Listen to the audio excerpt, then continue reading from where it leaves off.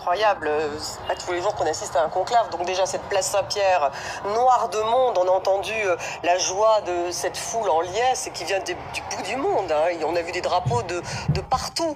Oui, oui, non, mais absolument.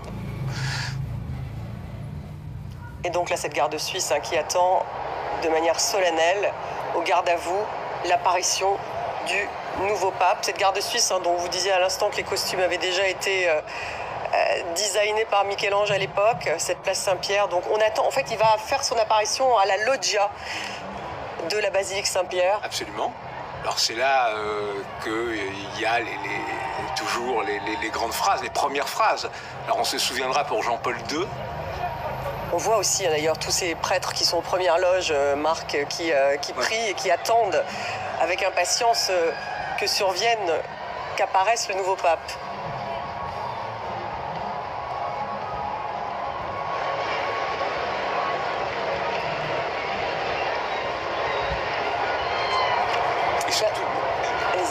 Et surtout les mots qu'il va prononcer. Alors on se souvient pour Jean-Paul II, corrigete, mais corrigez-moi, parce qu'il avait un léger accent polonais. François avait été extrêmement simple, bonjour, buongiorno. Voilà, donc les premiers mots, c'est le premier contact avec la foule, et c'est là aussi qu'on saura donc son nom. Il y a un grand suspense, parce que François II, ça serait vraiment se mettre dans l'héritage de François, ce qui n'est pas nécessairement le plus habile. Ça, c'est les carabiniers, c'est l'orchestre des carabiniers, c'est l'orchestre des carabiniers qui arrive. Bah, y a toutes les fanfares, hein, comme à chaque fois. Eh oui, mais on ne connaît pas toutes les fanfares à Saint-Pierre-de-Rome, Marc. Donc ça, ce sont les carabiniers, juste après la garde suisse. Ouais.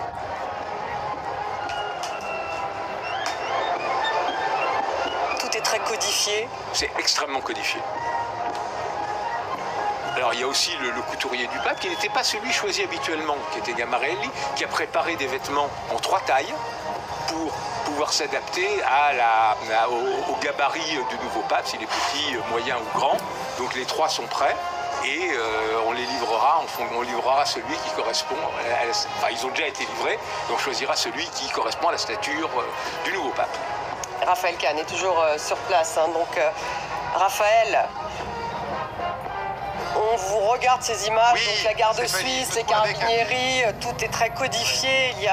C'est vraiment toute une parade avant l'apparition, la toute première apparition du nouveau pape dont on ne connaît pas encore l'identité. Tout à fait, on attend évidemment toujours de savoir qui va être le nouveau pape, avec à mes côtés la journaliste et auteure de Femmes de Pape aux éditions du CERF, Béatrice Luto, bonjour. Bonjour, Bénédicte Luto. Bénédicte Luto, vous êtes surprise que au bout de 24 heures finalement, au 2e jour de vote, 4e tour de scrutin semble-t-il, le nom d'un pape se soit dégagé, qu'il ait recueilli sur son nom au moins 89 voix de cardinaux électeurs? Oui, ça a surpris tous les vaticanistes qui étaient présents là à la salle de presse du Saint-Siège, parce qu'effectivement on parlait plutôt d'une élection, d'un conclave sur un temps un peu plus long, à la fois parce que beaucoup plus de cardinaux électeurs que prévu. Hein, on avait 133 alors que le quorum était fixé à 121, dont de nombreux 108 qui avaient été nommés par le pape François. Donc ça annonçait une élection plutôt compliquée. On parlait d'un potentiel blocage au niveau du cardinal secrétaire d'État Pietro Parolin, qui est le favori auquel on pense tous évidemment en ce moment, parmi d'autres noms possibles. Effectivement, 2 jours, 4 tours de scrutin. Bon, en même temps, c'est ce qu'avait fait Benoît XVI lors de son élection en 2005. Par contre, c'est plus rapide que pour le pape François, 5 votes. Alors, Benoît XVI s'était illustré dès 2005, au moment de la succession de Jean-Paul II. Il apparaissait comme un outsider possible face à Benoît XVI, à l'époque le pape François. Aujourd'hui, le fait qu'il ait fallu 4 tours de scrutin, ça indique quoi d'après vous? Que Pietro Parolin éventuellement a pu l'emporter rapidement, ou au contraire, que lui qui était donné favori, si dès hier il n'a pas recueilli le nombre de suffrages suffisants, et bien rapidement la frange, disons conservatrice, qui se sait peut-être aujourd'hui minoritaire, serait allée sur un autre nom au sein du collège cardinaliste? Alors ce serait pas, évidemment tout est possible, hein, on peut toujours avoir des surprises, mais c'est pas forcément ma lecture.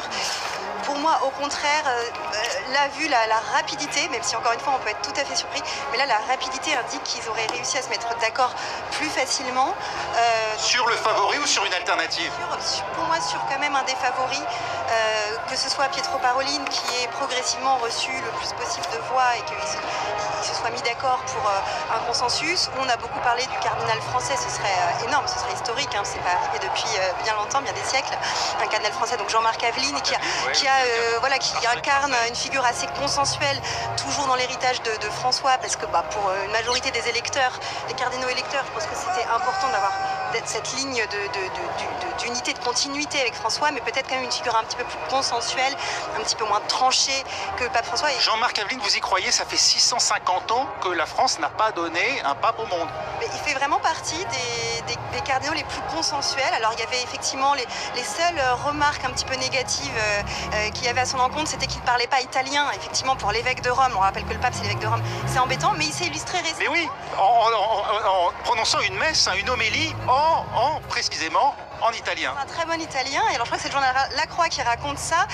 Un vaticaniste italien qui était présent s'est dit, bon, petit accent français, mais italien tout à fait compréhensible, molto papabile, donc très papable, très, voilà, possible que ce soit le prochain pape.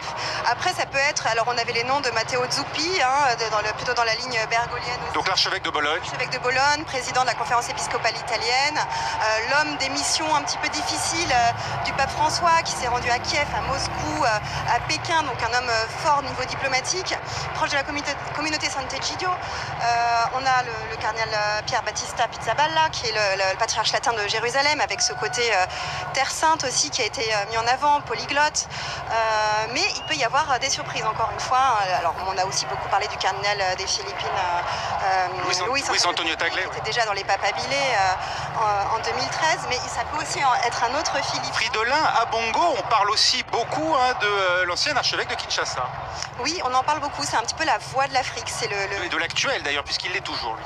Oui, et c'est le président de la conférence, des conférences épiscopales africaines, donc c'est vraiment la voix de l'Afrique. 55 millions de fidèles derrière lui, ce qui représente effectivement un certain poids. On parlait de Luis Antonio Tagle des Philippines avec un peu plus de 90 millions de fidèles, mais 55 millions de fidèles, évidemment, ça pose d'une certaine manière son homme, hein, dans la course en tout cas à la charge de pape. Oui, et puis même s'il s'est opposé, c'est lui qui a mené la fronde contre cette déclaration fiducia supplicans sur la bénédiction non liturgique des couples homosexuels notamment. C'est lui qui a mené cette fronde et qui a même obtenu du pape François, qui est une sorte de petite dérogation pour les évêques africains. Mais en même temps, on sait que c'est un homme de poigne qui ose parler, qui s'est opposé au gouvernement en RDC pour son inaction dans la guerre au Kivu. Donc c'est quelqu'un qui a un franc-parler aussi, qui est un pasteur. Donc, voilà, on peut encore tout imaginer. Et c'est un Français encore, un doyen parmi les archevêques diacres, protodiacre, Dominique Mamberti, qui dans un instant devrait annoncer au monde le nom du futur pape. Peut-être un Français, nous dites-vous donc. Vous n'excluez pas Jean-Marc Aveline? Non, je ne l'exclus pas, même si encore une fois, ça sera peut-être un non papabilé. Mais en effet, c'est un Français, originaire de Corse, le cardinal protodiacre Mamberti, qui va annoncer la fameuse formule Annuncio vobis gaudium magnum habemus papa. Nous annonçons nous annonçons une grande joie, nous avons un pape, et puis il poursuivra en latin. Donc tout le monde écoutera très attentivement, tous les vaticanistes qui se sont préparés à traduire en latin les noms, parce qu'il va annoncer le prénom du cardinal qui sera dit en latin, et puis le nom, là il sera normalement reconnaissable, et surtout enfin le nom de règne qui sera choisi, qui va être très important. Merci encore Bénédicte Luto. Parole, femme de pape, c'est aux éditions du Cerf. Merci d'avoir été avec nous. Merci Raphaël, vous restez bien sûr avec nous. Nous sommes en ligne avec Bernard Lecomte, qui est journaliste spécialiste du Vatican. Il a écrit La papauté France-Vatican, spécialiste de la papauté, pardon, son livre France-Vatican, 2 siècles de guerre secrète. Bonsoir à vous Bernard Lecomte, vous connaissez très très bien cette papauté. Le fait que ça ait été si rapide, est-ce que ça signifie qu'a priori le pape qui va apparaître dans quelques minutes ferait partie des favoris ? Oui, très certainement, parce que le processus est quand même assez long, de scrutin en scrutin. Le fait de passer d'un ou deux favoris à des outsiders, à un troisième homme, c'est long. Donc on peut considérer en effet que là on est dans les favoris et on ne peut que penser en effet à Parolin, parce qu'il a démarré dès hier soir probablement avec un maximum de voix, et aujourd'hui on peut imaginer qu'il a dû conforter ses voix. Maintenant, je n'y suis pas, soyons prudents, parce qu'on peut aussi avoir une grosse surprise. On peut avoir une grosse surprise. On voit ces images, hein, donc à la fois avec cette garde suisse au garde à vous et puis ces carabinieri, tout est codifié, les costumes, tout ça, ça date de cet ancestral. C'est le signe d'une église qui a 2000 ans d'âge. C'est pas une association ou une ONG contemporaine, hein. Elle a 2000 ans d'âge, elle a donc tout un rituel, elle a évidemment beaucoup de références, et une fois de plus, on va avoir un pape, c'est le 267e pape, hein, qu'on va voir apparaître là, sur la loggia des bénédictions, et donc on est dans le passé long. Dans le passé long, et les premiers mots sont très attendus, Bernard Lecomte, les premiers mots du tout nouveau pape. Oui, pas seulement les mots d'ailleurs, même la tenue, le style. On se souvient que à chaque fois c'est différent, hein. Benoît XVI, Jean-Paul II, le pape François, à chaque fois c'est une apparition différente, des mots différents. Il y a toujours un petit sourire quelque part, il y a parfois beaucoup d'émotions. Je pense surtout au pape François, qui était là tout seul dans sa soutane blanche, les bras le long du corps, très ému. Et là encore, on va avoir évidemment une scène très émouvante, forcément, parce que on ne devient pas pape comme ça. C'est pas le président d'un conseil d'administration, c'est pas le secrétaire général d'un parti, hein, c'est le chef de l'Église catholique. C'est pas rien. C'est pas rien. On vous sent en tout cas très ému, Bernard Lecomte. Vous restez avec nous. Thomas Tanaz est avec nous, maître de conférence d'histoire. Merci d'être là. Est-ce que vous partagez un peu ce que vient de dire Bernard Lecomte sur le côté un peu historique, codifié de ce qui se passe en ce moment au Vatican? On a l'image vraiment sur la loggia, là. Hein. L'image sur la loggia, on y attend. On attend donc l'apparition du pape, là, à la loggia de Saint-Pierre de Rome. Oui, bien entendu, c'est très codifié. En même temps, si on regardait dans le détail, on dirait que, comme souvent dans l'Église catholique, c'est du codifié qui relève d'une longue tradition, mais qui a beaucoup d'éléments qui sont beaucoup plus récents qu'on ne le pense. Par exemple, le fait de s'adresser à la foule sur la place Saint-Pierre, alors ça date finalement d'après les accords du Latran en 1929, sauf erreur de ma part. Et au-delà, bien entendu, que ce qui a été dit, c'est à peu près ce que tout le monde peut dire. Après, on ne sait jamais, peut-être qu'on sera démenti par les faits dans quelques minutes. Mais le fait que le conclave ait été aussi court. Il a dû y avoir 4 tours de scrutin. C'était ce qui avait été le cas pour Benoît XVI en 2005. Le fait que ça soit aussi court montre que probablement les cardinaux avaient déjà une idée de pour qui ils allaient voter, de leur candidat préféré, qu'il y a eu tout un travail pendant les 2 semaines précédentes, ou pendant les 10 jours précédents, les jours de réunion, les jours où les cardinaux se sont rencontrés, de consistoire, où ils ont discuté ensemble. Donc ils ont dû sans doute avoir une certaine idée, et probablement que très rapidement un favori s'est dégagé, qu'il n'y a pas eu de grande solution alternative. On peut penser qu'il n'y a pas eu de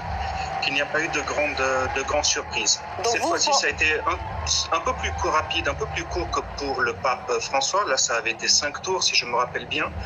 Et c'est intéressant parce que c'était une des incertitudes que l'on avait pour ce conclave. Je veux dire par là que le collège cardinaliste avait été tellement renouvelé par le pape François, avec des gens qui venaient de très loin, qui représentaient le monde entier, qui se connaissaient assez peu, qui souvent venaient de sièges n'étaient pas très importants, n'étaient pas les figures les plus connues de l'Église. On pouvait se demander si ces gens qui se connaissaient assez peu, finalement, sauraient assez facilement trouver une majorité. Et on voit que l'institution pontificale est une institution qui fonctionne bien. On voit qu'il y a des processus, on voit que les réunions, le fait de se rencontrer, le fait d'avoir des contacts ont permis de choisir rapidement un pape, comme ça a été le cas pendant à peu près à chaque fois au XXe siècle, en fait. Donc vous miseriez sur Pietro Parolin également, comme Bernard Lecomte? Je ne sais pas, ou Parolin, ou un des candidats alternatifs institutionnels qui était proposé, Pizzaballa, ou bien on peut aussi parler d'Aveline, mais la réalité c'est qu'évidemment aucun de nous n'en sait rien. Ce sont les gens qui éventuellement étaient vraiment très proches des réunions qui pourraient avoir une idée s'il y avait un nom surprise qui avait commencé à se dessiner dans les derniers jours avant le conclave, et à ce moment-là ça expliquerait que ce soit ce nom qui soit surprise. Mais là on spécule sur une surprise qui n'a même pas encore eu lieu et qui est peu probable.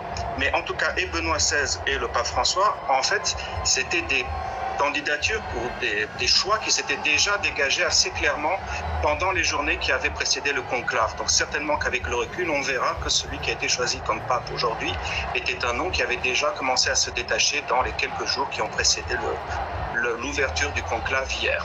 Merci Thomas Tannaz. Vous restez avec nous. Marc Semo, vous vouliez intervenir. À cet égard, le rôle des congrégations, c'est-à-dire ces réunions qui ont précédé le conclave, il y en a eu. Parce qu'ils se connaissaient peu, tous ces cardinaux. Ces cardinaux se connaissaient peu. Ils sont totalement à l'image, ça c'était le choix de François, ils sont à l'image d'une 1,4 milliards de croyants, c'était très hétérogène, c'est le monde entier, c'est universel, donc ces cardinaux on voit sur cette place Saint-Pierre de Rome. Lui-même les connaissait assez peu, parfois, il avait fait des nominations parfois un peu au hasard. Voilà, donc c'était très hétérogène, ils n'ont jamais été aussi nombreux, comme l'avait dit l'historien qui vient de parler, et donc les congrégations qui sont ces réunions où on prépare quelque part le conclave, c'est un peu aussi les endroits où commencent à se dessiner des possibles alliances, des cordates, et on se met plusieurs cardinaux se disent voilà, on va suivre et on va miser sur tel pape, et donc déjà des noms émergent, et effectivement le fait que le conclave était aussi rapide avec ses juste 4 tours de scrutin montre qu'en amont il y avait déjà eu un grand travail qui avait été fait, ils avaient réussi à se mettre d'accord sur un nom. Alors effectivement la logique serait celle du numéro 2, Paroline, qui serait un pape de transition. Ensuite il faut se méfier des papes de transition, parce que Jean XXIII, qui est quand même le pape qui a le plus transformé l'église du XXe siècle, était un vieux monsieur qu'on avait choisi parce que c'était un vieux monsieur comme pape de transition. Pizzabella, ça revient beaucoup. Ça voudrait dire qu'un Italien, finalement, pourrait être ce futur pape, puisqu'il y en avait au moins 2 dans les favoris. Absolument. Les Italiens. Gauthier Rybinski. Bonsoir, merci de nous avoir rejoints dans cette annonce, donc cette fumée blanche que l'on connaît donc maintenant depuis 1 heure, puisqu'on est avec vous. On essaye de vous la faire vivre en direct, donc avec nos envoyés spéciaux à la place Saint-Pierre de Rome. Vous voyez ces images, donc avec ces ecclésiastiques, ces prêtres, mais aussi cette foule, ces fidèles, et probablement peut-être des personnalités laïques aussi qui sont juste présents pour assister à cette première sortie de ce pape qu'on attend d'une minute à l'autre. On a vu toute cette chorégraphie, donc notamment de la garde suisse que l'on voit en ce moment à l'image, et on l'attend, et ses premiers mots, on le sait, seront très important, Gauthier Rybinski, c'est ce qu'on se disait. Oui, parce que c'est ça qui est effectivement le plus important. Moi, ce qui me frappe, c'est justement, comme vous disiez, la présence de personnes qui ne sont pas forcément très croyantes, mais il y a une forme, comment dirais-je, on organise une forme de syncrétisme spirituel, c'est-à-dire que à travers le spectacle, il faut bien le reconnaître, à travers le fait que l'on se perde en conjecture sur le nom du futur pape, comme on l'a fait, c'est parfaitement légitime, il y a quelque chose qui rend cette succession, ce processus finalement accessible, y compris à ceux qui, mon Dieu, ne sont pas forcément les plus concernés par la chose. Et autant on peut voir à travers ça une évolution dans les formes, dans la forme de ce que peut être l'Église catholique, autant on sait bien que, in fine, c'est la conviction du futur pape qui détermine s'il y a, par exemple, par rapport au pape François, quelqu'un qui va marcher dans ses traces, ou bien au contraire, qui va vouloir rompre. Parce que, en fin de compte, c'est ça le message qu'attendent les catholiques, et même ceux, et là on revient à ce que j'étais en train de dire, et même ceux qui ne sont pas totalement croyants. Vous avez vu aussi, ça c'est, j'en termine rapidement, vous avez vu aussi qu'il y a souvent chez non seulement les croyants mais d'autres, une volonté de, comment dirais-je, de prendre ce qu'il y a à prendre, un peu consumériste, disons-le, en disant moi j'aime bien le pape, mais j'aimerais qu'il soit un peu plus ceci ou un peu moins cela. Et voilà, la raison aussi qu'il faut souligner, c'est que ce pape, quel qu'il soit, est le défenseur d'un dogme, le défenseur de quelque chose qui n'a pas à être forcément modifié. Donc c'est ça les ambiguïtés de la chose. Voilà, et on a toujours cette image sur la loggia, on attend que le pape apparaisse. Raphaël Kahn, vous êtes toujours sur place et vous êtes en compagnie du père Giacomo Costa, donc devant Saint-Pierre de Rome. Oui, le secrétaire spécial du synode. Bonjour, Père Giacomo Costa. Alors, on attend avant le pape, on attend le doyen dans l'ordre des cardinaux diacres, le protodiacre Dominique Mamberti, puisque c'est lui qui devrait annoncer au monde, nous avons un pape, et donner son nom. On l'écoutait à l'instant, le fait qu'il suffit de 4 tours de vote, c'est le signe, d'après vous, Giacomo Costa, que finalement l'institution, elle fonctionne toujours bien, malgré le nombre record de cardinaux électeurs. Oui, la préparation n'a pas été simple. Il y avait beaucoup d'hésitation parce qu'ils ne se connaissaient pas. Donc, on ne s'attendait pas vraiment que dans si peu de temps puisse arriver à un accord. Et ça, c'est vraiment un très beau signal, vraiment, de pouvoir aller ensemble comme Église. Pour vous, c'est le signe, comme le disait Marc Sémont à l'instant, que les congrégations générales ont été utiles, que la douzaine de congrégations générales qui se sont tenues avant l'ouverture de ce conclave ont permis à ces cardinaux électeurs non seulement de se connaître, mais également de dégager un favori. Oui, non, ça bien sûr, ça a aidé à mettre sur la table, surtout dans les derniers jours, je dois souligner, une vision, un profil du pape, une vision d'église qui soit proche, qui soit à l'écoute des gens, qui soit charitable, qui soit synodal, c'est un mot qui est revenu plusieurs fois. Oui. Et c'est ça qui a un peu donné peut-être la ligne après pour les choix qui a été fait si rapidement. Vous disiez plus seul, ça veut dire la continuité d'une église pastorale au plus près des fidèles, ou bien le retour à des figures technocratiques, un théologien à la Benoît XVI? Je ne crois pas que dans les candidats, il y a des figures technocratiques, même pas le cardinal Parolin, qui a moins d'expérience du peuple, a absorbé par François cette voilà, attention aux gens, attention aux pauvres. Donc, je ne crois pas qu'il n'y a pas cette division si ferme. C'est sûr que chacun va donner son apport caractéristique à la papauté. Et ça, c'est beau, ce que j'ai pu connaître plusieurs d'entre eux en travaillant pour le synode avec eux pour des mois aussi. Et je crois que chacun a une particularité, une originalité qui va voilà, vraiment ouvrir des portes qu'on ne peut même pas imaginer maintenant. 4 tours, 2 jours de scrutin comme Benoît XVI, 2 jours de scrutin également comme le pape François, il avait fallu 5 tours à l'époque. Est-ce le signe que le favori avant l'ouverture de ce conclave, Pietro Parolin, s'est imposé d'après vous? Bon, ce n'est pas sûr, vraiment je crois que c'est le signe que le discernement, le choix des cardinaux était plutôt facilement dans l'unité. Alors, je crois qu'on va voir très bientôt qui c'est. C'est sûr qu'un des favoris est le cardinal Parolin, mais aussi il y avait d'autres figures peut-être moins évidentes aussi dans la presse. Et donc, voilà, ça va être de toute façon une belle surprise. Secrétaire spécial du synode, vous avez participé au synode sur la famille, synode de la jeunesse, synode de la synodalité. Ça va être aussi la marque de fabrique, vous pensez, du successeur de pape François, peut-être de voir s'il s'inscrit ou non dans ses pas, de tenter d'adapter l'Église à son temps et à ses fidèles? Oui, de toute façon, on ne peut pas revenir en arrière de ce que l'Église dans tout le monde a vécu. Ça a été une expérience vraiment d'ouverture. Les gens ont dit, c'est la première fois qu'on m'écoute, qu'on me demande ce que je pense dans l'Église. Et aussi, c'était vraiment... Ça, c'est l'héritage de François. Vous dites, on ne pourra pas revenir dessus, c'est irréversible. Oui, mais c'est une expérience de tout. Maintenant, ce n'est pas une question du pape, ce n'était même pas le projet du pape lui-même. C'était vraiment ce qui est monté. Ça nous a surpris aussi en organisant le synode. Comme ça, vraiment, s'est développé. Et aussi dans ce style d'une conversation, dans l'esprit, une attention aux autres, découvrir la beauté du dialogue. Même les pasteurs ont découvert ça. Sur les possibles papabili, et donc on l'évoquait, 3 Italiens, Parolin, Pizzaballa, Zuppi, mais également des papes des périphéries comme on le disait Luis Antonio Tagle des Philippines ou encore Fridolin Ambongo de République démocratique du Congo. Vous pensez qu'on va poursuivre cette recherche d'un pape qui n'est pas forcément originaire d'Europe, ou bien est-ce le tour des Italiens de retrouver enfin la maîtrise du Saint-Siège? Ah oui, non, moi je ne crois pas ça. C'est de toute façon qui va être, ne pas porter cet regard sur le monde entier. Voilà, c'est aussi le monde qui a changé beaucoup, on est connecté, et donc même si c'est un Européen, c'est un Français, bien sûr, qui a aussi des origines dans l'Afrique même, qui est né en Afrique, il était très attentif à la Méditerranée, Aveline, il a attention à toute la Méditerranée, c'était au centre de ces projets. Il y a... à Sidi Abbès, donc effectivement, avec ces 2 pas sur les 2 rives de la Méditerranée. Voilà, donc qui arrive, doit porter ce regard universel qui va changer aussi, je crois, si c'est européen, sa visée, parce qu'on est plus dans un monde occidental qu'avec les centres dans l'Occident. Donc, c'est vraiment des églises en Afrique, en Asie qui poussent et qui nous portent aussi du souffle. Et donc, c'est très beau de pouvoir, qui va être, mais qui puisse vraiment être le pape de tous. et de tout. Qu'il soit donc ou non italien, on l'a compris Stéphanie, on attend toujours de voir le protodiacre Dominique Mamberti annoncer le nom du nouveau pape.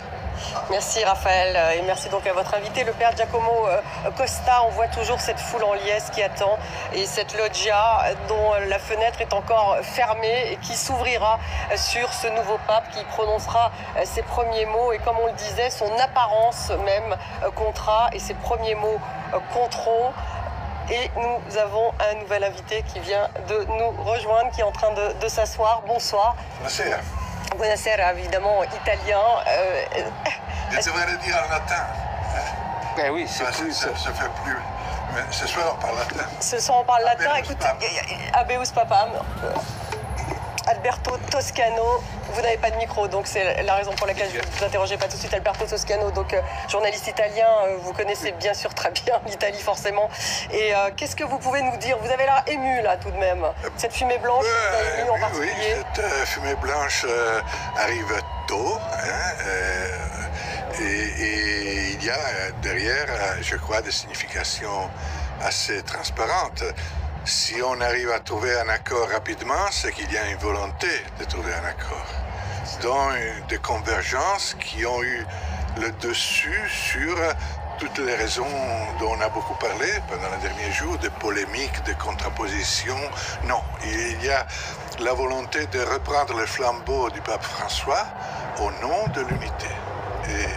L'unité, vous pensez, est incarnée par le fait qu'il n'y a eu justement que deux jours de discussion. Enfin, les discussions avaient lieu au préalable, mais 2 jours avant justement qu'on connaisse le nouveau pape. On a vu le drapeau libanais d'ailleurs, il y a même des Libanais. Sur ce plan, justement, l'Église, actuellement, divisée comme elle l'a pas été depuis très longtemps. Et le pape lui-même, le défunt François, parlait de la robe déchirée de l'Église. Donc effectivement, comme tu le dis très bien, le fait que ça a été aussi rapide montre qu'il y a ce désir de rassemblement, ce désir de remettre ensemble toutes ces parties d'une Église qui est malgré tout très hétérogène, et c'est extrêmement important. Alors effectivement, on verra, comme les questions que posait Raphaël, de savoir si c'est justement Paroline, Monseigneur Paroline, le numéro 2, donc une transition et une attente, ou si effectivement on a trouvé ce qui quand même serait une surprise, quelqu'un capable d'incarner à lui seul ces différentes âmes de l'Église.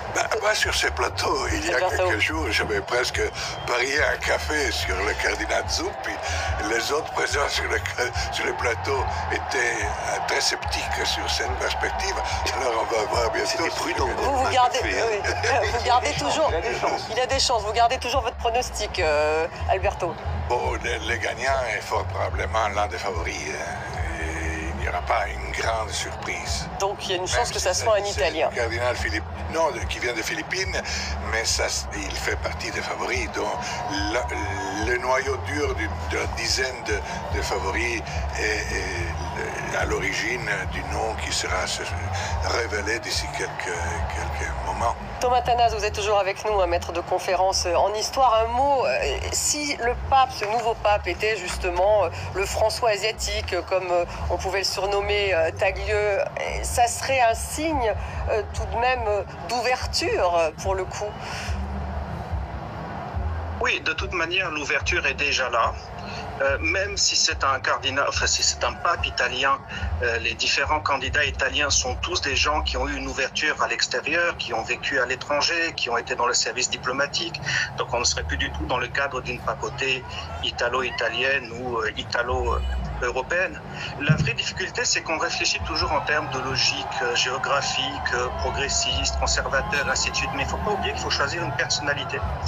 Et que la difficulté pour choisir cette personnalité, c'est qu'en fait, un pape doit être à la fois charismatique, être capable d'enthousiasmer les gens et de porter la parole de l'évangile, mais il doit aussi être un chef d'État capable d'administrer un État, des finances, avec tout ce genre de problèmes, et d'administrer des collaborateurs aussi, et de les surveiller, d'être sûr que tout se passe bien. Il doit être aussi un grand diplomate et savoir parler, bien parler sans un mot de trop, sans un mot de pas assez, avec les grandes figures de ce monde, et donc il doit pouvoir s'asseoir à table et être respecté par Trump, par Xi Jinping, par Poutine éventuellement, même si les Russes ne rencontrent pas le pape en général, ou que les papes n'ont pas réussi pour l'instant à aller jusqu'à Moscou. Donc tout ça, ce sont des qualités. Et il doit aussi être un théologien, c'est-à-dire quand même, il doit régulièrement être capable d'expliquer des points de doctrine, de faire des textes doctrinaux, donc maîtriser tout ça. Donc, et charismatique, et théologien, et diplomate, et meneur d'État, c'est quand même beaucoup de choses pour un seul homme. Et le vrai défi, et c'est là où le rapport personnel des cardinaux compte entre eux, et c'est là où les congrégations et les congrégations générales ont beaucoup compté, c'est qu'en fait, nous, on pose toujours sur ces logiques un peu abstraites, mais il ne faut pas oublier que c'est comme de choisir quelqu'un, presque comme de choisir quelqu'un, même en étant inspiré, pour un poste. Donc en fait, on peut avoir le CV de quelqu'un, on peut connaître les choses en théorie, mais voir la personne concrètement, voir comment elle fonctionne, voir comment elle bouge, d'où l'importance d'ailleurs des premiers mots du pape quand il apparaît sur la loggia, voir comment elle bouge, voir ce qu'elle dégage, voir ce qu'il y a dans son regard. Tout ça, c'est un ensemble d'impondérables que nous, de l'extérieur, on ne connaît pas forcément, à moins d'être très intime de la situation, que d'ailleurs les cardinaux eux-mêmes ne connaissaient pas forcément, comme ils s'étaient, pour beaucoup d'entre eux, peu rencontrés jusque-là. Mais c'est ça qui a fait l'alchimie, si je puis dire, qui a permis d'élire ce pape. Et pour la question transition ou plus long, il faudra aussi regarder l'âge du pape qui a été élu, puisqu'évidemment, en fonction de son âge, alors évidemment, on peut avoir des mauvaises surprises ou des bonnes surprises, mais on pourra anticiper un pontificat de 10 ans, 15 ans, 20 ans, 25 ans, 30 ans, ce qui évidemment là aussi serait un message important qui serait envoyé. Et il ne faut pas oublier que le pape doit être capable de réunir des catholiques, et d'ailleurs c'est au-delà des catholiques puisque c'est une grande figure internationale, et de réunir en fait des gens qui sont quand même très très différents. C'est que le catholicisme africain n'a pas du tout les mêmes attentes que le catholicisme européen, pour autant que le catholicisme européen et le catholicisme africain soient un bloc, ce qui n'est pas le cas, et puis les Américains du Sud, et puis il ne faut pas oublier l'importance de l'Asie, puisqu'on parlait de Tagle, où les chrétiens sont très minoritaires, mais ils sont en pleine expansion. Il y a une véritable croissance du christianisme, même dans un pays comme la Chine. Et si vous avez 1% de chrétiens en Chine, ça vous fait déjà des centaines de millions de croyants, et ça vous fait déjà un poids dans l'Église catholique qui est absolument immense. Donc voilà pourquoi choisir un pape, c'est un peu la quadrature du cercle. La quadrature du cercle. Et il doit effectivement avoir toutes ces qualités et incarner cette unité. Merci Thomas Taznav, direction Saint-Pierre de Rome. On retrouve Raphaël Kahn. Vous avez un nouvel invité avec vous, Raphaël. Oui, avec le père Roberto Regoli, professeur d'histoire de l'Église catholique à l'université pontificale grégorienne de Rome. Vous êtes également aumônier des universités. Quel sentiment vous anime? Ça fait un peu plus d'une demi-heure maintenant que cette fumée blanche s'est donc dégagée de la cheminée derrière nous, de la chapelle Sixtine, que l'on attend toujours de voir le protodiacre Dominique Mamberti nous annoncer au monde: nous avons un pape, Habemus Papam, et nous donner enfin son nom. Vous êtes dans l'expectative, vous êtes fébrile ou au contraire totalement détendu à l'heure qu'il est? C'est une attente éternelle. Oui, vous êtes dans le temps long, vous. Hein? Oui, la longue durée, sûrement. Ça fait maintenant une demi-heure. Nous pouvons attendre quelques minutes, encore une demi-heure. Nous allons voir qu'est-ce qui passera. Mais c'est très rapide maintenant, de toute manière. Une demi-heure, c'est presque rien. Et nous allons entendre l'Habemus Papam. Nous allons entendre les noms qui ont été élus par les autres cardinaux, et surtout les noms qu'il a choisis pour lui-même, parce que les noms qu'il va choisir, c'est un programme. Et oui, parce que, évidemment, on lui a posé la question à cet homme: veux-tu être pape? D'abord, on n'est pas candidat à la charge de pape, on ne peut pas voter pour soi-même, et puis, eh bien, encore faut-il l'accepter une fois que vous avez été désigné. C'est d'ailleurs Pietro Parolin qui lui a posé la question, qui pose la question au cardinal qui a été élu parmi ce collège des cardinaux électeurs. Normalement, il doit y être, mais il n'est pas là, et alors ça doit... Le cardinal Rey, oui. Cardinal Rey, alors en décadence, c'est le cardinal Parolin, mais si lui a été élu, c'est un autre cardinal évêque. Alors il y a beaucoup de suppléances. Voilà, il y a toute la difficulté évidemment de savoir si c'est Pietro Parolin lui-même à qui échoit aujourd'hui cette charge de pape. Évidemment, on lui a posé la question, il l'aura sans doute accepté, on le savait intéressé par cette charge, lui qui était déjà numéro 2 du Vatican. Je ne pense pas qu'une personne peut désirer avoir le désir d'être pape parce que c'est un travail un peu fou. On peut dire on va perdre la vie, il n'y a plus rien de privé. Mais il y a l'obéissance ecclésiastique. Grâce qu'il y a une proposition, on doit l'accepter. D'où l'importance de se recueillir sitôt cette proposition acceptée dans la chapelle des larmes, le temps de mesurer le poids de la charge qui vous incombe désormais. C'est déjà décidé là-bas. On doit simplement se revêtir des habits blancs, prendre conscience, aller au-delà de la situation et entrer dans la grande histoire. On ne s'appartient plus dès lors qu'on est pape. On devient vraiment pauvre, il n'a rien plus pour lui-même. C'est une nouvelle situation. Il perd les noms, il n'a plus une vie privée, oui. Il doit repenser les relations, c'est une nouvelle vie. Et on disait qu'il y a la naissance du pape, les rites de naissance, quand on voit une nouvelle élection. Le pape François lui-même, Giorgio Bergoglio, était issu de l'ordre de la congrégation catholique des jésuites. Ce n'était pas commun pour un pape, c'était le premier, et il est d'ailleurs peu commun qu'un pape issu d'un ordre soit, en tout cas qu'un cardinal issu d'un ordre devienne pape. Il a dû d'une certaine manière renoncer à son appartenance aux jésuites. Et avant Pape François, le dernier pape d'un ordre religieux a été élu à la moitié du 19e siècle. C'était une longue période. Sûrement, une personne qui arrive d'un ordre religieux va apporter avec lui toute la tradition de l'ordre, la vision gouvernée. Oui. Et les jésuites ont une longue tradition de gouvernance. Oui, et aussi d'apprentissage, de réflexion autour des textes religieux. Vous pouvez penser qu'un ordre religieux au passé, c'est comme un think-tank à l'époque contemporaine, c'est-à-dire allier des réflexions, allier d'imagination pour le futur, allier qui aide aussi le catholicisme et la papauté à repenser les futurs du catholicisme. Alors, le réseau d'un ordre religieux va supporter aussi la papauté elle-même. Oui. Le pape François, qui donc était devenu pape, qui avait fait un discours qui avait marqué les esprits, c'était en 2005, je crois, au moment du passage de l'élection de Benoît XVI. On l'avait déjà repéré à cette époque-là, et puis ensuite il s'est imposé en 2013 de manière assez naturelle. Et oui, par les récits de l'époque, nous savons que les débuts étaient les 2005, mais la réalisation c'était les 2013. Et il a commencé d'une manière très simple, bonsoir, bon après-midi, et voilà. Mais dans les normes qu'il avait pris, François, il y avait déjà un programme que nous avons vu dans les années suivantes. Les pauvres, une simplification de certaines structures et surtout les niveaux de la fraternité. On entend beaucoup dire ce qu'il faudrait, c'est un pape qui poursuive à la fois son ouverture au monde et aux périphéries de l'Église, mais aussi qui parvienne à apaiser ses rapports avec l'administration de l'Église, la curie. Aujourd'hui, il y a besoin d'apaisement ici à Rome. Un pape doit avoir toutes les dimensions à la même période, en même temps à lui. Pasteur, charismatique, administrateur, homme de pouvoir, homme de prière. C'est très difficile le rôle. C'est pourquoi qu'il y a la curie romaine. Ce sont les bureaux qui vont supporter les papes pour son service. Oui, le supporter, et parfois, on l'a entendu, facteur de ralentissement, d'opposition même. C'est exagéré, c'est un fantasme de journaliste, comme on dit, ou c'est une réalité? Et alors c'est normal l'équilibre. C'est pas ralentir, mais c'est balancer et trouver ensemble le futur. Mais il y a des bruits dans la place. Habemus Papam, c'est maintenant. Habemus Papam.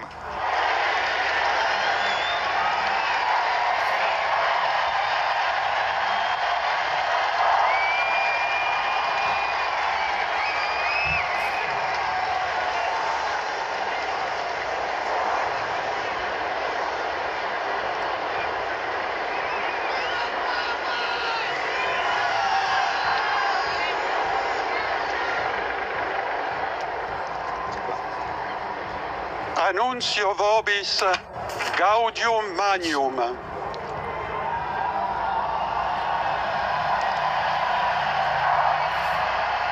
Habemus Papam.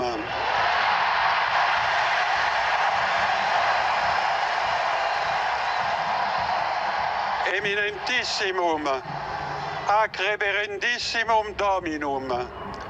Dominum Robertum Franciscum, Sancte Romane Ecclesiae, Cardinalem Prevost. Qui sibi nomen imposuit Leonem decimum quartum.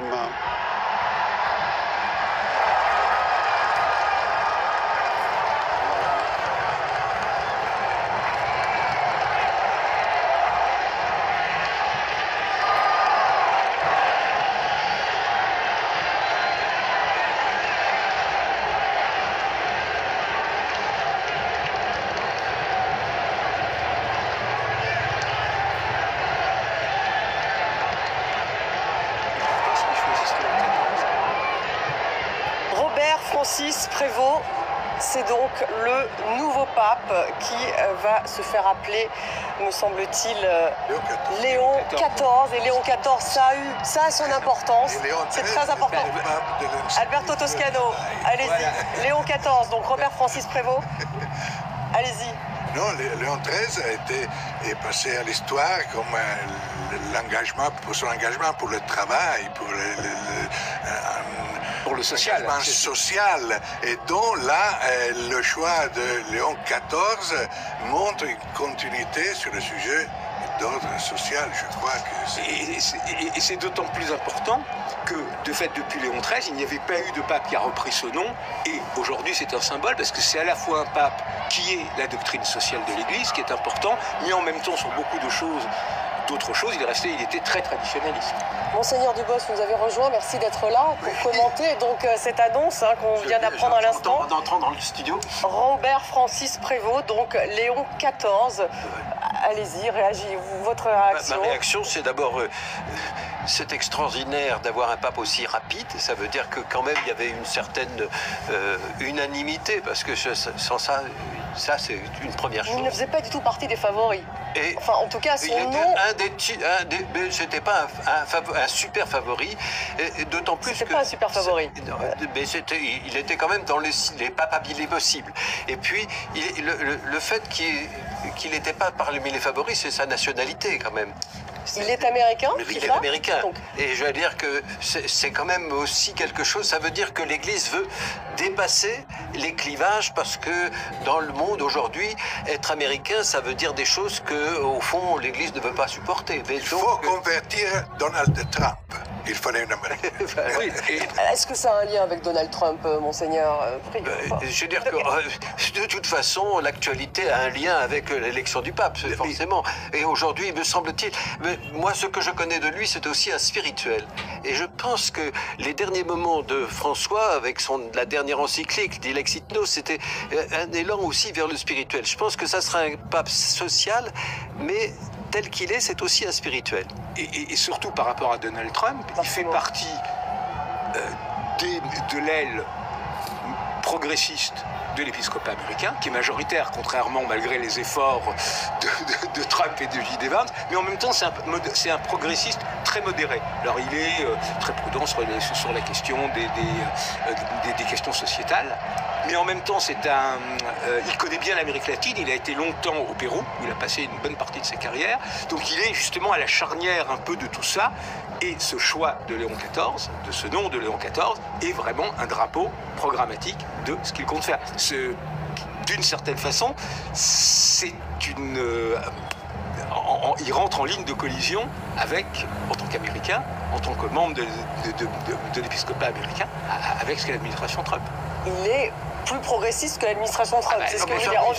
Oui, c'est pas difficile. Sans aucun doute. Le mot progressiste n'est pas peut-être le bon, mais parce que c'est pas celui qui était soutenu par Trump, en tout cas. C'est pas du tout la manière de voir de Trump. Et parce qu'il s'était déguisé, on avait vu cette photo. L'image de Trump. Et en même temps, on a comme l'envie de dire que l'Amérique est au centre du monde. Il y a quand même dans le bien et dans le mal, au regard vers les États-Unis.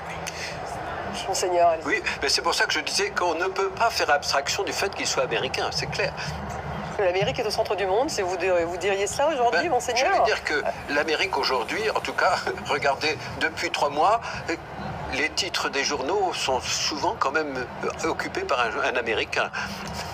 Alors est-ce que justement, qu'est-ce que ça signifie véritablement qu'ils aient choisi un Américain qui ne soit pas justement dans la lignée de Trump, Monseigneur? On ne l'attendait pas vraiment non plus.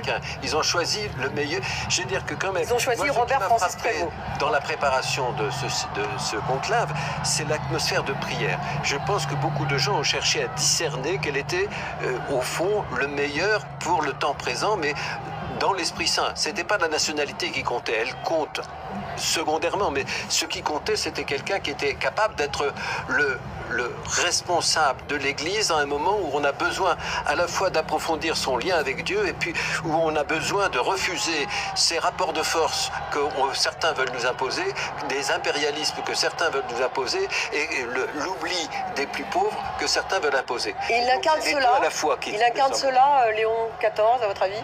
Ah ben ça, je pense que certainement sur les 3 points que je viens de dire, il sera très ferme. Et ce qui est quand même un camouflet pour Trump, parce que d'une certaine façon, y compris au-delà de la provocation de ce Trump, de ce message sur son réseau social, de lui vêtu en pape, il y avait une espèce de volonté d'attaque d'une partie, de la partie la plus conservatrice de l'épiscopat américain, dont Vance est le symbole, en disant voilà, il faut que l'Église, que l'homme qui incarne l'Église mondiale, qui est quand même une voix importante à l'échelle de la planète, reviennent un peu sur justement ce qui sont les combats réactionnaires et conservateurs trumpiens. Et lui là-dessus, bon oui, c'est pas gauchiste, mais il est quand même. Alberto Toscano, vous êtes un peu déçu que ce soit pas un Italien. C'est le premier Américain. Je vois un peu votre déception. Vous avez perdu votre café. Mais je crois. Il est le premier, pardonnez-moi, il est le premier pape américain. Il faut le dire, le premier pape américain. Nord-américain. Nord-américain. Et il y a quand même le fait qu'il ne s'est pas tellement exposé sur le côté il est un progressiste, mais un progressiste de dialogue. Et non, je crois un social qu'un progressiste. Et voilà, socialement engagé, mais conservateur sur les questions de société. Moi, je ne sais pas qu'on parle conservateur. Je veux dire qu'un pape doit être traditionnel. Sans ça, c'est pas. Si on reçoit une tradition et on doit la dire. Et puis un pape doit être dans l'actualité et on doit exprimer cette tradition dans l'actualité. Et je pense qu'il est capable à la fois, me semble-t-il, d'être dans cette actualité où, j'allais dire, il y a quand même des choses qui se passent dans le monde, un signe de l'évangile. Alors, ça sera forcément l'évangile de toujours, donc d'hier aussi, mais ça sera la manière de le dire et la manière de le vivre adaptée à l'actualité. Voilà, il faut attendre ces premiers mots. On va tout de suite retrouver à Saint-Pierre-de-Rome Natalia Mendoza, notre correspondante. Natalia, quelle est l'ambiance sur place? On voit bien sûr cette foule, hein, toujours à Saint-Pierre-de-Rome, pardon. Oui, je me trouve dans une entrée latérale à la place Saint-Pierre. Vous voyez derrière moi les colonnes du Bernin qui longent cette place. Et autour de moi, eh bien, les gens continuent d'arriver. Depuis tout à l'heure, on voit des groupes de personnes qui courent pour atteindre cette place Saint-Pierre pour vivre ce moment d'histoire pour l'Église catholique au plus près du Vatican, le cœur battant du catholicisme qui aujourd'hui célèbre cette communauté catholique qui célèbre aujourd'hui l'élection du 267e pape. Et on voit vraiment l'euphorie qui prédomine.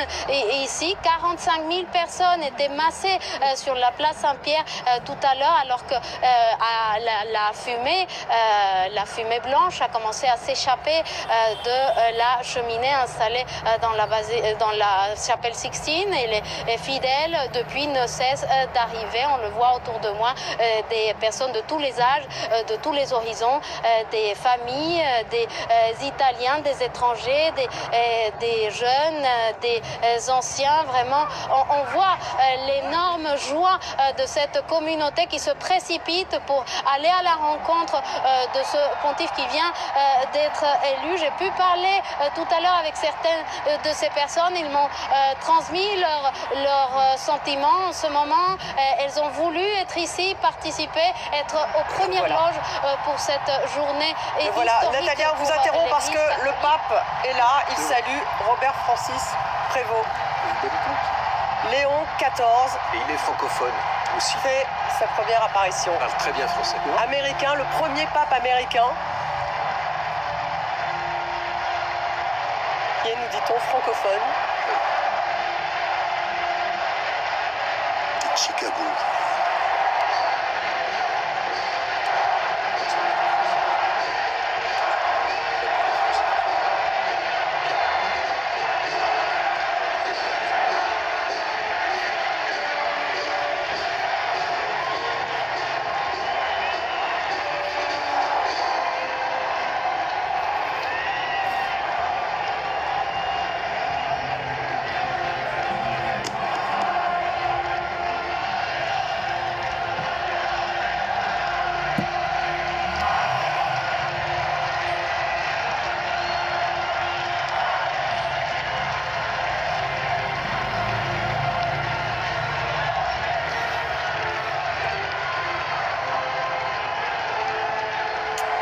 Il est né à Chicago, américain, donc membre de l'ordre de Saint-Augustin. Qu'est-ce que ça signifie, monseigneur, d'être membre de l'ordre de Saint-Augustin pour ce tout nouveau pape? C'est un ordre ancien. Et je veux dire que la règle de Saint-Augustin a marqué la plupart des grandes congrégations religieuses et les Augustines, je ne sais pas comment on dit, les Augustiniens ou les Augustins, je ne sais plus, sont très fidèles à cette règle qui est une des plus anciennes règles dans l'histoire de l'Église. Il est assez jeune, finalement. Hein. Il est né en 1955. Ça aussi, ça a une signification importante. Oui, mais ça veut dire qu'on risque de l'avoir longtemps ou on a la chance de l'avoir longtemps. Je ne sais pas comment vous voulez dire. Moi, je pense que c'est important. Vous savez, quand on vieillit, on se rétrécit quand même toujours. Donc, il vaut mieux avoir des papes un peu jeunes. Marc Sémon? Non, je suis d'accord. Et on attend bien sûr ses tout premiers mots. Est-ce que vous avez quelque chose à dire sur son attitude, monseigneur, on disait que la première image était l'image importante. Là, il a l'air souriant. Il a l'air souriant et on va attendre les mots. C'est le moins qu'on puisse dire. Rappelez-vous, au niveau des mots, il y avait aussi le premier discours de Jean-Paul II, le « N'ayez pas peur », qui est quand même resté dans toutes les mémoires. Donc, quelle va être la formule qui va rester? François, c'est prier pour moi. Voilà, prier pour moi. Mais un pape souriant, ça veut dire souriant quelque chose, Alberto Toscano. Enthousiaste. Ah, le voilà. Une foule universelle. La pace sia con tutti voi. La paix soit avec vous, avec tous. Voilà. La paix soit avec vous tous. Fratelli e sorelle carissimi. Frères et sœurs chers. Questo è il primo saluto del Cristo risorto, il buon pastore che ha dato la vita per il gregge di Dio. Anch'io vorrei che questo saluto di pace entrasse nel vostro cuore, raggiungesse le vostre famiglie, a tutte le persone, ovunque siano, a tutti i popoli, a tutta la terra. La pace sia con voi. Je adresse ce message à tous les peuples, à toute la terre, que la paix soit avec vous.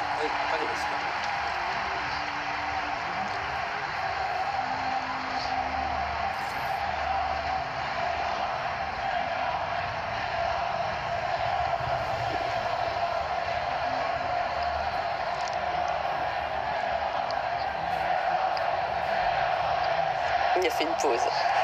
C'est-à-dire qu'il laisse applaudir. C'est le sens du spectacle. Questa è la pace di Cristo risorto. C'est la paix de Christ Una après la pace résurrection. disarmata e una pace disarmante.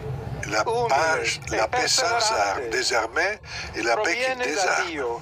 Dio che ci ama tutti incondizionalmente. Ancora Dieu qui nous aime tous de façon nei nostri inconditionnelle. orecchi quella voce debole ma sempre coraggiosa di Papa Francesco che benediva Roma.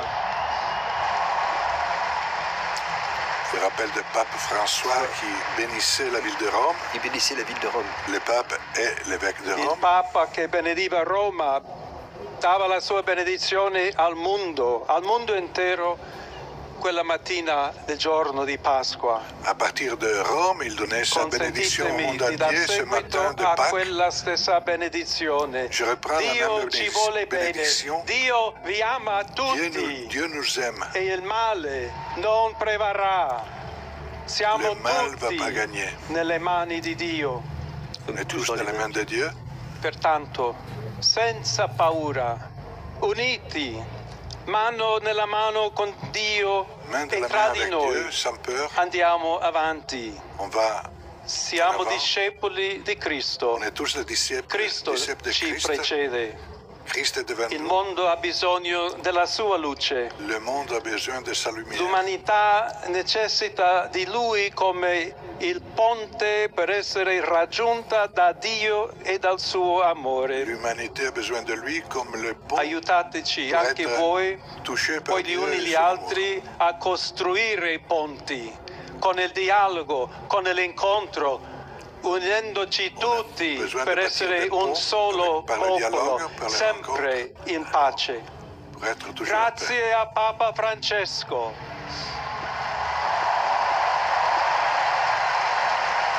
Merci au pape François.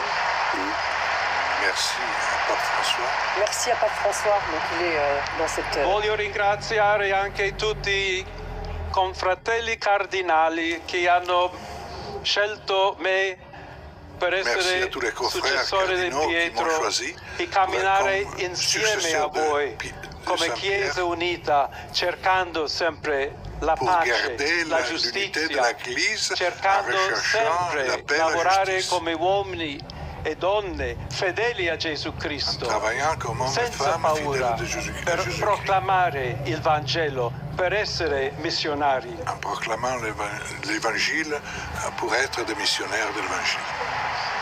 Les disciples missionnaires. Pardon? Sono un figlio di Sant'Agostino, Je suis un fils de Saint-Augustin, agostiniano, agostinien, che ha detto: con voi sono cristiano e per voi vescovo. il a In dit, questo senso possiamo pour vous, je suis tutti chrétien, avec vous, je suis camminare évêque. insieme verso quella patria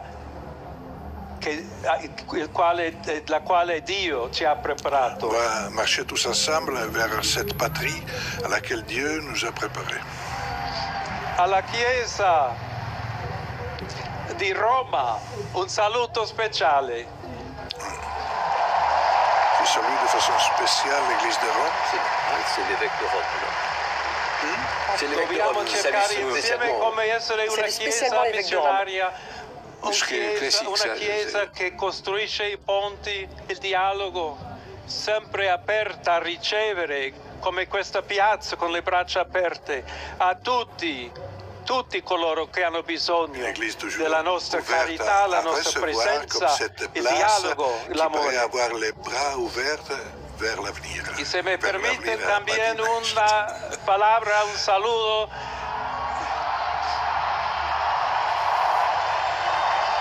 a todos aquellos, Il est applaudi, il est en train de y il en annonce une modo autre parole, mais particular a mi querida diócesis de Chiclayo en el Perú.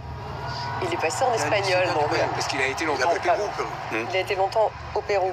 Donde un pueblo fiel ha acompañado a su obispo, ha compartido su fe y ha dado tanto para seguir siendo iglesia fiel de Jesucristo.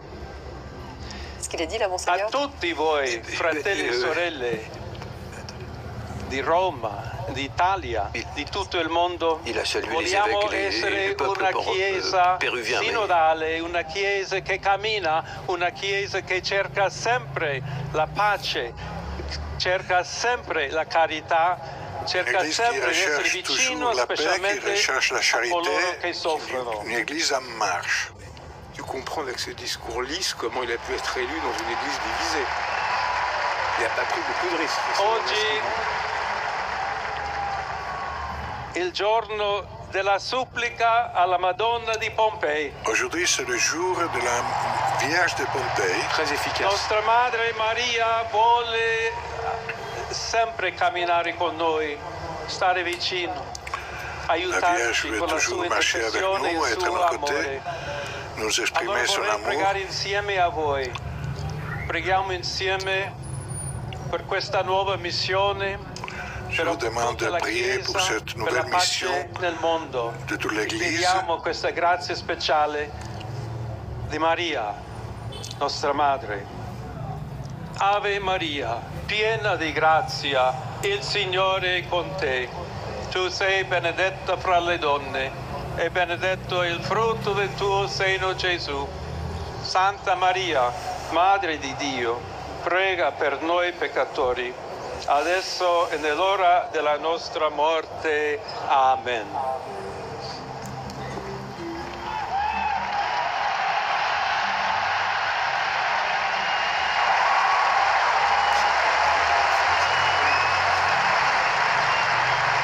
Non, Jean-Paul II. Jean-Paul II l'avait fait aussi, me semble-t-il. Mais Jean-Paul II, oui.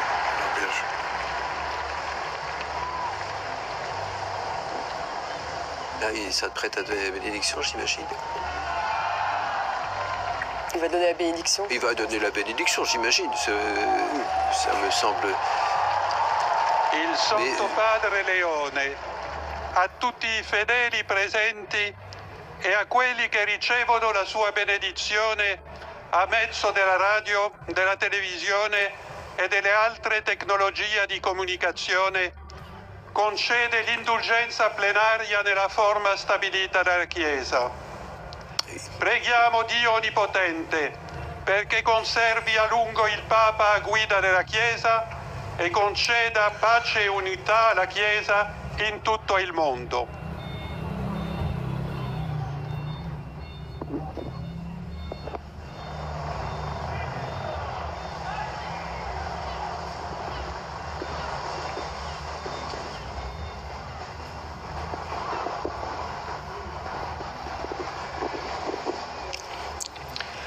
Sancti Apostoli Petrus et Paulus, de quorum potestate et autoritate confidimus, ipsi intercedat pro nobis ad Dominum. Amen.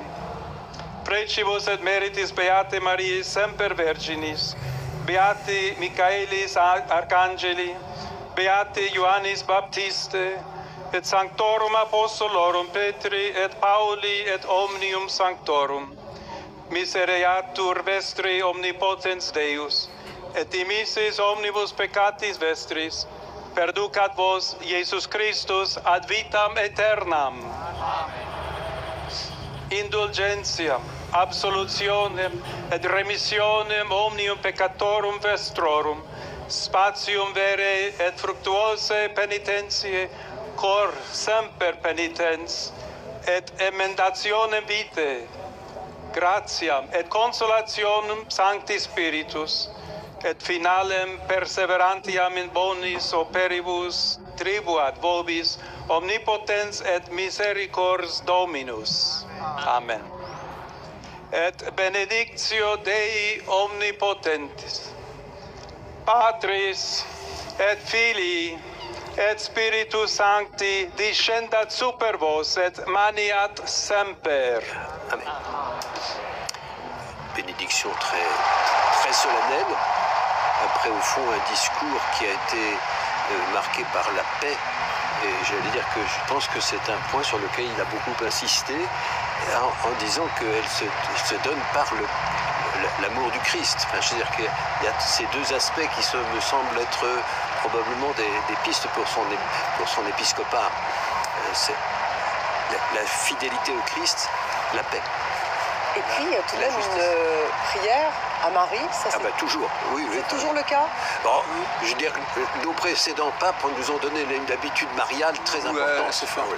Mais ce qui a quand même un sens de sa part, parce que le culte marial, c'est quand même le culte de l'Église populaire, c'est les pauvres. Oui, c'est ça. Le Magnificat, c'est quand même c'était vrai pour François, c'était vrai pour révolutionnaire de l'Église. Est-ce qu'ils vous sont dans la continuité du pape François? J'espère qu'il sera dans la continuité et puis dans le changement, parce que ça, c'est pas la peine de changer. Alors, dans la continuité, sans doute, mais d'une façon différente. Je crois que l'attitude n'a vraiment rien à voir avec l'attitude du pape François au moment de son élection, qui a transmis un message immédiatement à la plus haute vitesse. Il a boosté ce message de changement. On va écouter tout de suite. L'hymne national italien. L'hymne italien. Non, mais parce que je veux dire que le pape François avait un parricida.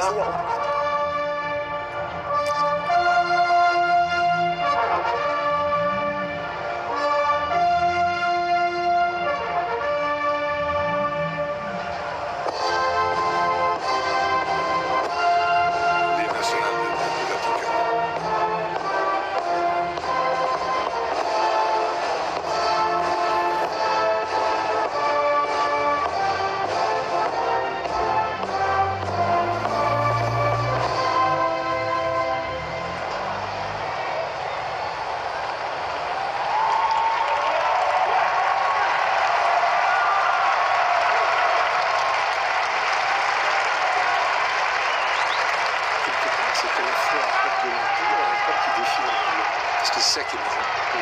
C'est-à-dire, il y a eu un échec.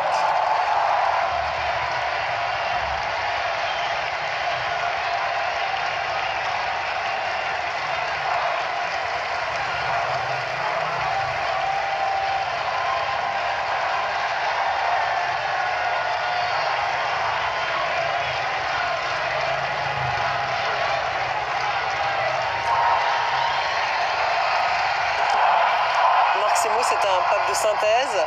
Probablement. Finalement, Léon XIV. Pourquoi il a été élu